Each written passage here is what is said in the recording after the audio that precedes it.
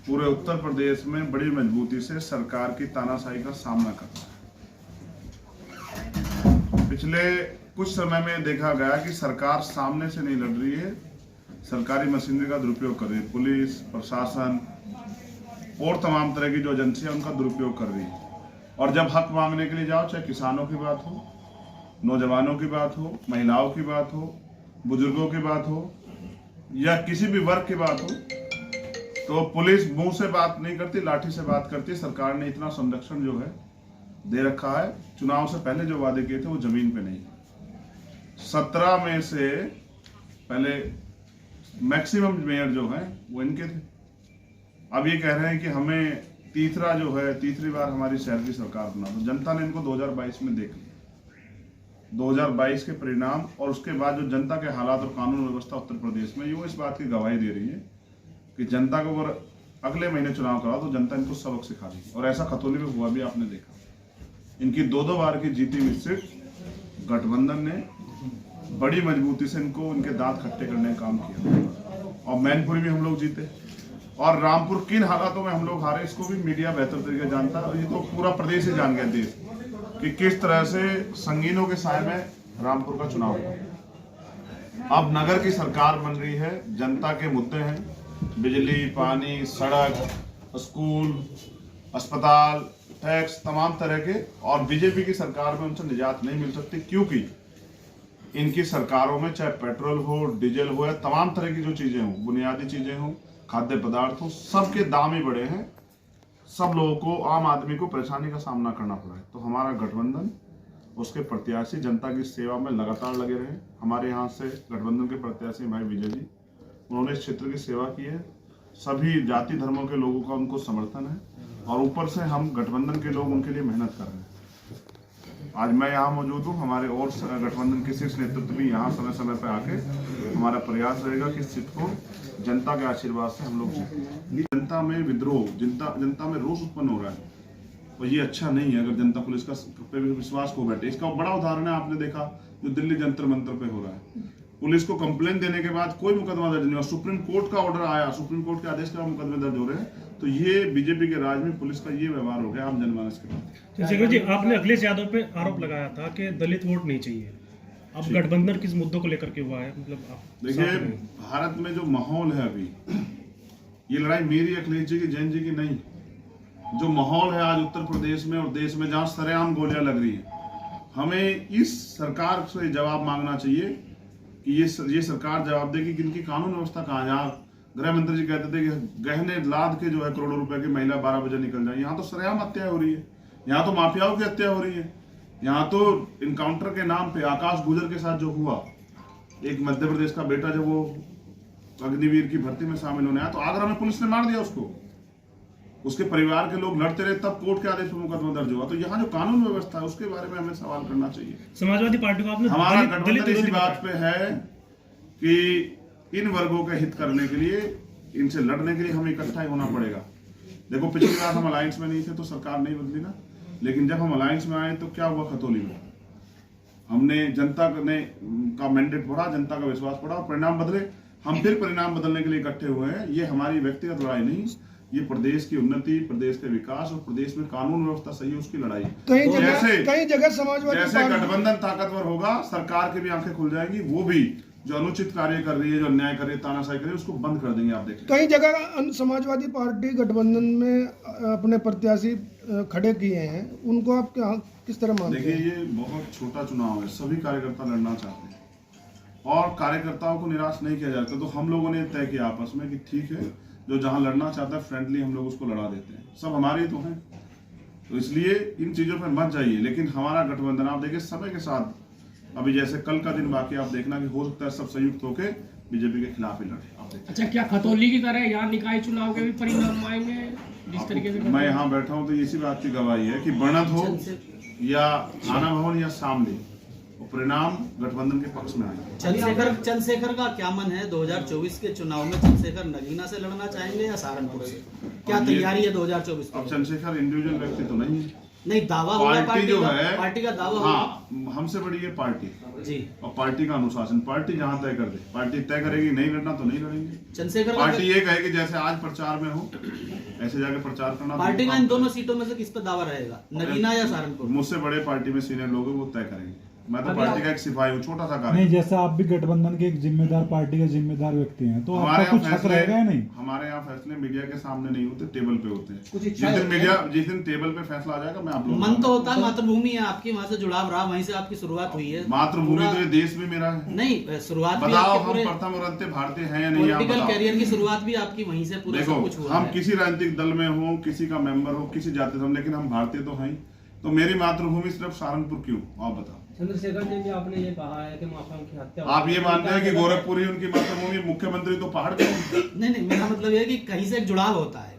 जुड़ाव तो मेरा पूरे उत्तर प्रदेश, क्योंकि ठीक मैं है, तो मन जहां मन क्या अन्याय है वहां चुनाव, चर्चा करा जाता। मन क्या, कहाँ से चुनाव लड़ना चाहेंगे? देखिए, मेरा मन ये है कि मैं अपनी पार्टी का एक सिपाही हूँ और मैं अनुशासित सिपाही हूँ। चंद्रशेखर जी हमारे नेता जो है, हमारे जौनपुर है, उन्होंने आदेशित किया, तो हमारे गठबंधन के साथ ही हम बैठ के यहाँ प्रेस कर रहे हैं।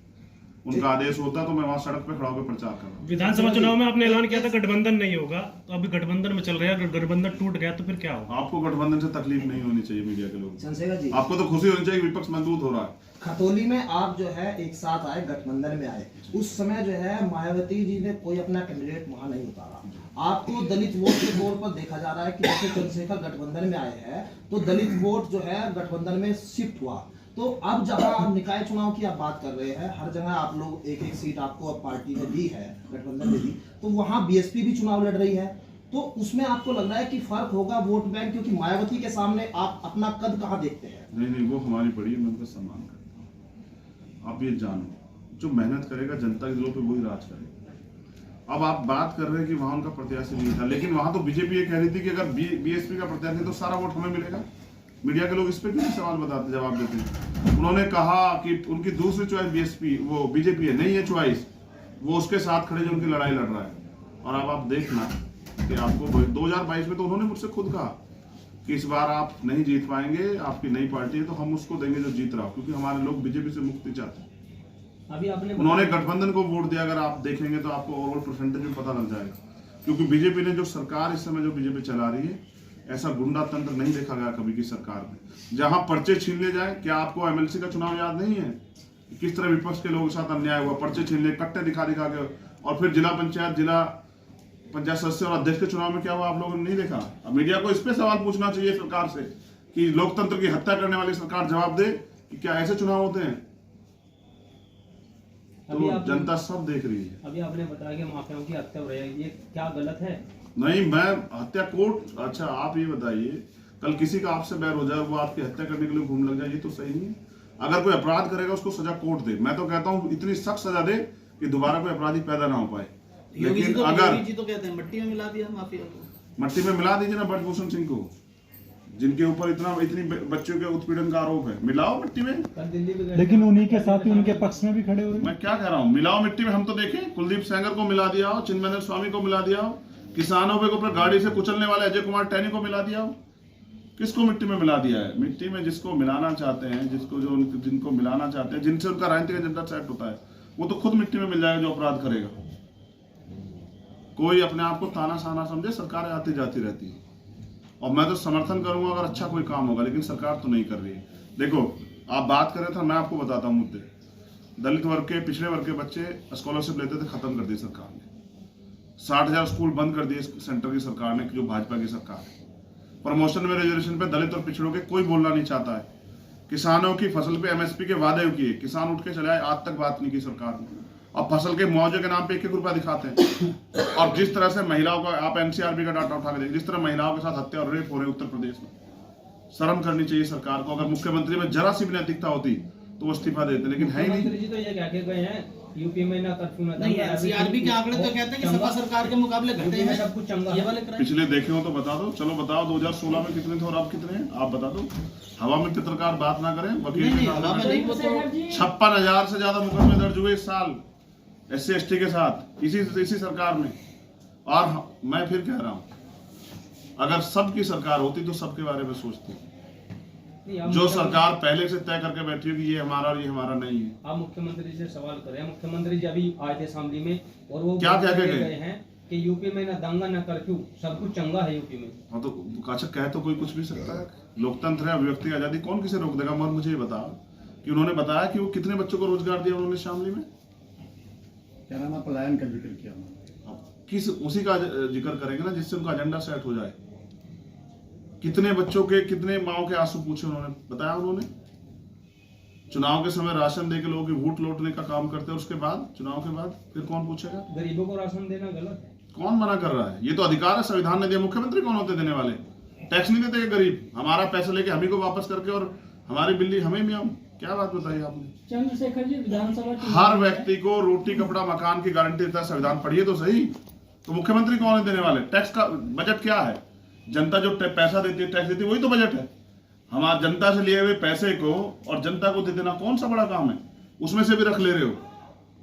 वो तो कहते हैं हमने 80 करोड़ को राशन दिया कोरोना काल में। आप उनके प्रवक्ता थोड़ा ही हो जो ऐसे कह रहे हो कि वो कहते हैं वो कहते हैं। उनकी बातें क्यों याद रख रहे हो? बयान सामने आया उनके। उनके बयानों पे ध्यान मत दो, जनता के बयानों पर ध्यान दो। आप ये देखो, बताओ क्या कानून व्यवस्था। चंद्रशेखर जी, एक लास्ट सवाल मेरा। आपने कहा था समाजवादी पार्टी दलित वोट लेना चाहती है, दलित विरोधी है। आपको क्या लगता है, क्या इस बार समाजवादी आपको ये बात याद है नहीं है? मैंने ये भी कहा कि भारतीय जनता पार्टी के राज में दलितों का के साथ जो अन्याय हो रहा है उसका जवाब हम देंगे। तो ये क्यों नहीं आपको याद है? नहीं, आप फिलहाल किस लिए आए हैं? चुनाव में वोट मांगने के लिए आए हैं ना? हाँ, तो क्या लगता है दलित वोट करेगा? वोट करेगा, जब परिणाम आएगा आप देख लीजिएगा। वोट भी करेगा, हमारे प्रत्याशी भी जीतेंगे। पिछले चुनाव और में मीडिया का मीडिया लोकतंत्र की चौथा स्तंभ है। उनको मुद्दों की आवाज उठानी चाहिए। सचिन, ये सरकार तो इंसानों को भी पिंजरे बंद करना चाहती है और जानवरों को भी। और आप देखा, ये मोहब्बत पसंद ही नहीं करती है। और सारस वाला मामला आपके सामने उदाहरण है कि इतनी नफरत है कि अगर कोई प्रेम कर ले जानवर भी तो उसको भी जुदा कर देते हैं। ये ऐसी विचारधारा अच्छी नहीं है। अच्छा, कल आप दिल्ली गए थे, धरने में भी शामिल हुए थे पहलवान ने क्या। अब ब्रजभूषण जी ये कहना कि मुझे फांसी पे चढ़ा दो, लेकिन ओलंपिक जो है उसको होने दो। वो कौन रोक रहा है ओलंपिक को? बताइए। ब्रजभूषण सिंह तो रोक रहे हैं। देखिए, अगर कोई आदमी ताकत में बैठा है तो वो सत्ता का दुरुपयोग करेगा। मैंने भी उनसे कल कहा, अगर आप निष्पक्ष जांच चाहते हैं ब्रजभूषण सिंह, तो आपको चाहिए कि आपको रेसलिंग फेडरेशन के अध्यक्ष पद से इस्तीफा दे देना चाहिए और जांच होने देनी चाहिए। लेकिन देखिए, भारत में कानून में असमानता कैसे हो गई है? संविधान तो कानून सबके लिए बराबर की बात करता है। यही मुकदमा अगर ब्रजभूषण सिंह की जगह किसी और पे होता तो आप बताइए उसका घर मिट्टी मिलता नहीं मिलता उत्तर प्रदेश में? उसे भी छोड़िए, क्या वो आदमी गिरफ्तार होता नहीं होता? आप बताइए पोस्को के मुकदमे में। लेकिन अभी तक भी नहीं हुआ।